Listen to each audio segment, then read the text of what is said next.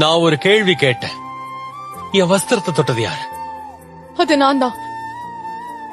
உங்க வஸ்திரத்தோட ஓரத்தை மட்டும் தான் தொட்டேன், வெறும் ஓரத்தை.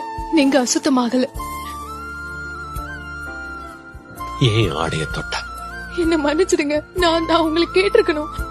எனக்கு ரத்த போக்கு இருந்தது, அது யாராலையும் நிறுத்த முடியல. ஆனா உங்க ஆடையோட ஒரு ஓரத்தை மட்டும் தொட்டா போதும்னு நம்பினேன். நான் நினைச்சது சரிதான். என் மகளே, நான் இனி யாருக்கும் மகள் இல்ல. மகளே,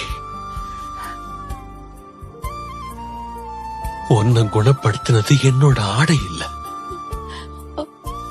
ஆனா நான் உடனே அதை உணர்ந்தேன். எனக்கு தெரியும், ஆனா இதனால இல்ல. அது நடந்தது உன்னோட விசுவாசத்தால்.